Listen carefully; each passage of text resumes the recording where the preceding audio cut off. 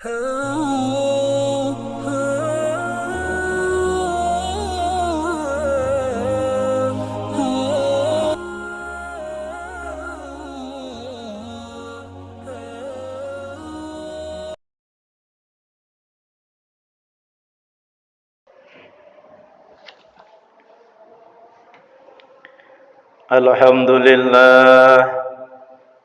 لله الذي أنزل كلامه على خاتم الأنبياء والمرسلين.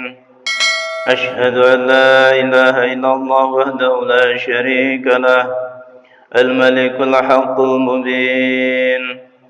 وأشهد أن محمدا عبده ورسوله الصادق الوعد الأمين. اللهم صل وسلم على أشرف الأنبياء والمرسلين سيدنا محمد وعلى آله وأصحابه الطاهرين المكرمين. أما بعد، فيا عباد الله، أوصيكم وإياي بتقوى الله وطاعته لعلكم تفلحون. قال الله تعالى في القرآن الكريم: أعوذ بالله من الشيطان الرجيم. يا أيها الذين آمنوا اتقوا الله حق تقاته ولا تموتن إلا وأنتم مسلمون. Hadirin jamaah Jumat rahimakumullah, marilah kita senantiasa meningkatkan ketakwaan kita kepada Allah Subhanahu wa taala.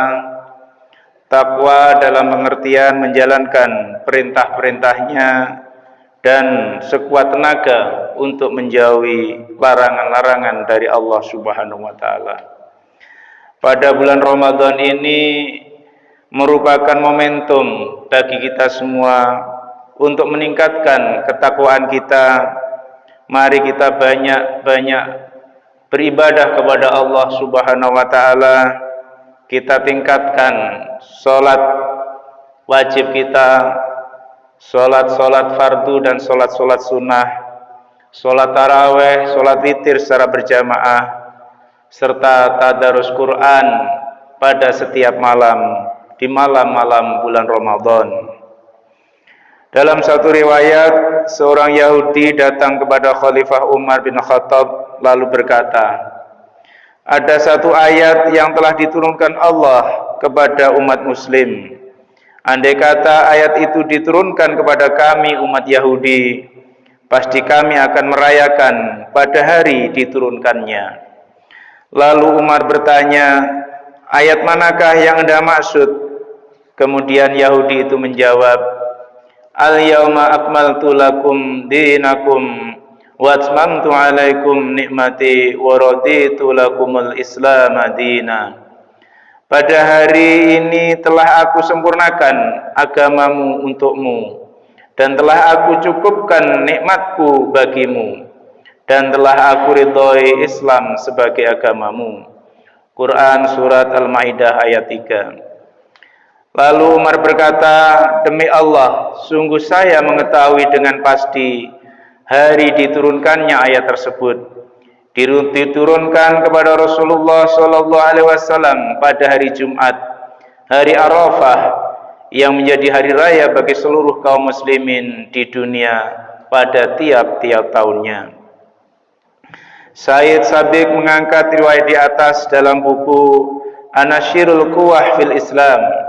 Ulama asal Mesir itu menulis, berpegang teguh kepada hukum Islam adalah satu keharusan yang penting. Lebih dari itu, Allah menjamin kesempurnaan hukum-hukum yang diberikan kepada kita umat Islam ini, serta menjadikan sebagai cahaya dan petunjuk.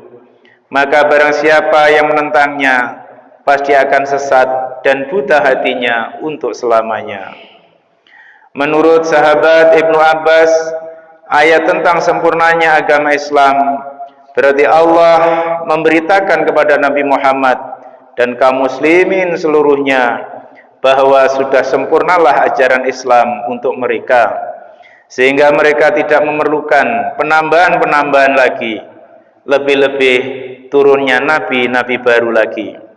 Allah sudah mencukupkannya tanpa ada kekurangan buat selamanya. Sebagaimana kita ketahui, Islam mengajarkan kebenaran dan tata nilai yang bersifat universal dan abadi, yang harus diyakini dan dihayati oleh setiap muslim dimanapun dia berada dan pada zaman kapanpun dia hidup. Islam adalah agama untuk seluruh umat manusia.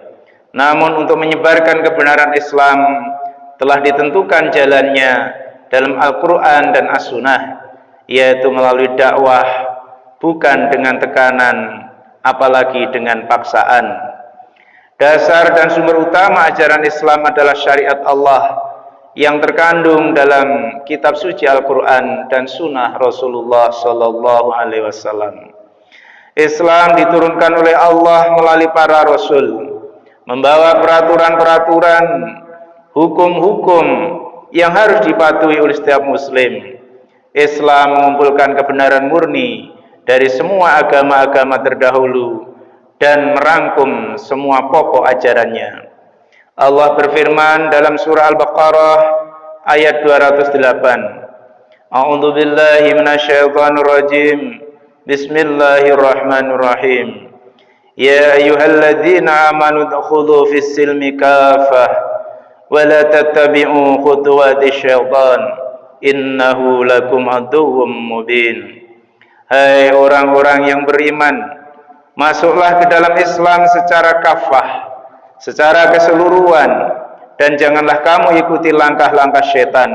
Sungguh dia adalah musuh yang nyata bagimu. Berkaitan dengan komitmen seorang muslim dalam mengamalkan ajaran Islam, maka sampai-sampai seorang rektor Universitas Al-Azhar Mesir, yaitu Syekh Mahmud Salaut, mengatakan setiap orang yang telah menerima Islam sebagai agamanya, maka ia wajib membentuk kehidupannya sesuai dengan ajaran Islam itu.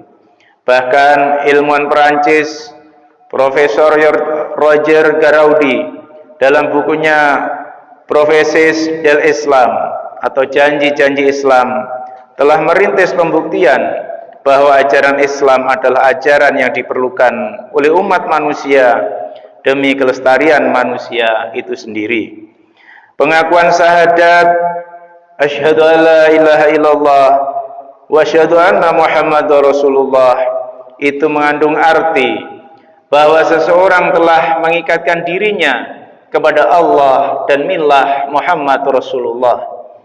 Firman Allah, dan tidaklah patut bagi laki-laki mukmin dan tidak pula bagi perempuan mukmin apabila Allah dan Rasulnya telah menetapkan sesuatu ketentuan, akan ada baginya pilihan atau ketentuan yang lainnya. Quran Surat Al-Ahzab 36.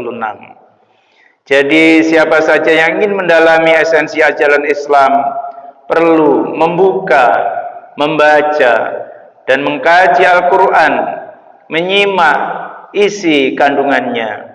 Untuk itu pengetahuan dan pemahaman terhadap isi Al-Quran menjadi sumber utama agama Islam yang diiringi dengan pengalamannya, wajib hukumnya bagi setiap muslim. Dalam hal ini keutamaan membaca atau tilawah Al-Quran bagi seorang muslim bukan hanya untuk mengharap pahala saja, tetapi lebih dari itu untuk mendapatkan petunjuk jalan yang benar, syiratal mustaqim. Jadi Al-Quran lebih sebagai petunjuk, sebagai pedoman hidup, manhaj al-hayah. Kandungan isinya memuat berbagai hal yang dibutuhkan untuk memecahkan dan mengatasi berbagai problem kehidupan yang dihadapi umat manusia, baik persoalan pribadi, persoalan keluarga, persoalan-persoalan dalam masyarakat, berbangsa, bernegara, bahkan dalam hidup, dalam arena internasional atau pergaulan dunia. Hal ini ditegaskan dalam Al-Quran. Qul nazzalahu ruhul qudus mir rabbika bil haqq liyuthabbital ladzina amanu wa hudaw wa busyra lil muslimin. Yang artinya, katakanlah Ruhul Kudus Jibril menurunkan Al-Quran itu dari Tuhanmu dengan benar untuk meneguhkan hati orang-orang yang telah beriman dan menjadi petunjuk serta kabar gembira bagi orang-orang yang berserah diri kepada Allah Subhanahu wa taala. Quran surat An-Nahl 102. Dalam fungsinya sebagai petunjuk bagi umat manusia, Al-Quran adalah realitas yang harus digerakkan pribadi-pribadi mukmin yang memahami dan mengamalkannya. Dengan kata lain, perlu adanya penyerapan dan pembudayaan nilai-nilai Qur'ani dalam kesadaran moral dan perilaku umat Islam. Hal ini dapat dilakukan dengan melalui pendidikan Al-Quran sebagai sarananya dan pengamalan di dalam kehidupan sehari-hari. Jika kita mengkaji secara pendidikan Al-Quran pada masa Nabi, sahabat dan tabi'in, ternyata tidak sekedar menghasilkan pribadi-pribadi muslim yang fasih mengumandangkan bacaan Al-Quran dan menghafalkannya. Akan tetapi pendidikan Al-Quran ketika itu sanggup melahirkan pribadi-pribadi muslim yang memiliki pandangan hidup dan akhlak Qur'ani. Di samping itu, dengan Al-Quran mereka juga berhasil membangun kebudayaan, membangun peradaban, kehidupan Islam yang gemilang. Umat Islam di masa lalu mampu mengaktualisasikan Al-Quran bukan dalam syiar dan musabaqah dalam membacanya atau lantunan-lantunan dengan lagu-lagunya. Akan tetapi Al-Quran telah membumi dalam kehidupan umat sehari-hari, sehingga tidak ada jarak antara ajaran yang seharusnya dan kenyataan dalam kehidupan umat ini. Kaum muslimin rahimakumullah, di samping itu mempelajari Al-Quran, setiap muslim juga perlu mempelajari sunnah-sunnah Rasul Sallallahu Alaihi Wasallam sebagai penjelasan otentik atas pesan-pesan Al-Quran. Dengan mempelajari Al-Quran dan sunnah akan diperoleh pengertian tentang Islam secara kafah, secara utuh, secara komprehensif. Ini merupakan langkah yang penting untuk mencegah atau menangkal berbagai paham, aliran, dan pemikiran-pemikiran keagamaan yang keliru dan sering menyesatkan di kalangan muslim awam. Islam adalah agama yang mudah dipahami, mudah dipelajari, dan sekaligus mudah diamalkan. Syariat Islam yang dibawa oleh Nabi Muhammad adalah syariat yang mendunia, karena Al-Quran diturunkan untuk seluruh manusia, dan Nabi Muhammad adalah utusan Allah kepada seluruh manusia. Telah kutinggalkan untuk kamu dua tuntunan. Apabila kamu teguh kepada keduanya, kamu tidak akan sesat selama-lamanya, yaitu kitab Allah Al-Quran dan sunnah Rasulullah Sallallahu Alaihi Wasallam.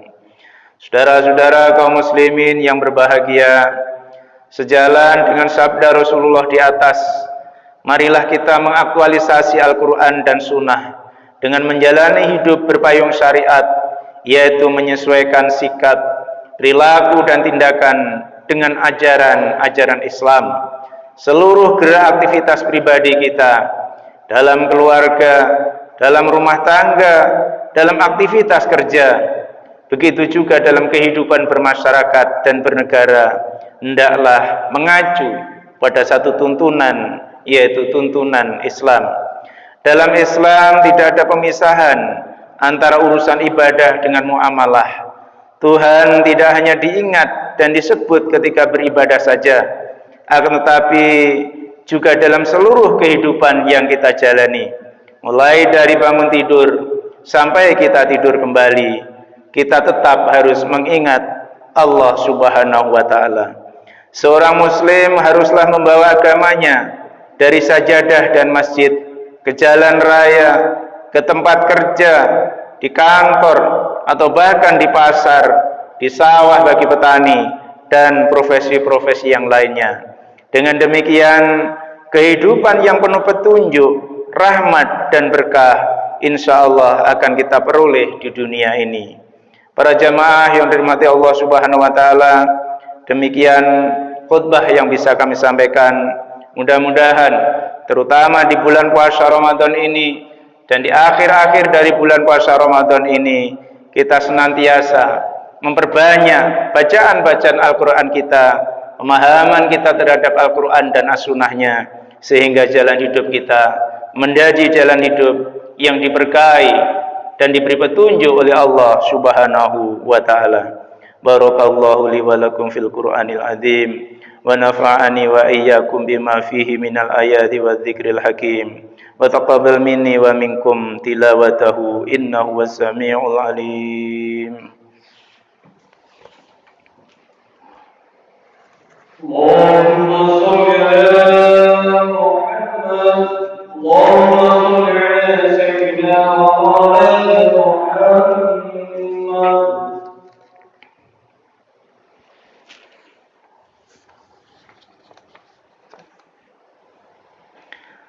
Alhamdulillah, alhamdulillah wa kafa, wa usalli wa aslimu ala sayyidina Muhammadil Mustafa wa ala alihi wa ashabi ahlil wafa.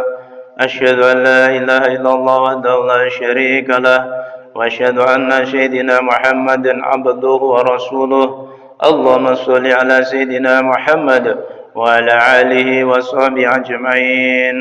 Ayuhan nas, اتقوا الله إن الله ملائكته يصلون على النبي يا أيها الذين آمنوا صلوا عليه وسلموا تسليما اللهم صل وسلم على سيدنا محمد وعلى آل سيدنا محمد وعلى آله وصحبه أجمعين وارض عنا معهم برحمتك يا أرحم الراحمين اللهم اغفر للمؤمنين والمؤمنات والمسلمين والمسلمات الأحياء منهم والأموات إنك قريب مجيب الدعوات ربنا لا تؤاخذنا إن نسينا أخطأنا ربنا ولا تحمل علينا إصرا كما حملته على الذين من قبلنا ربنا ولا تحملنا ما لا طاقة لنا به واعف عنا واغفر لنا وارحمنا أنت مولانا فانصرنا على القوم الكافرين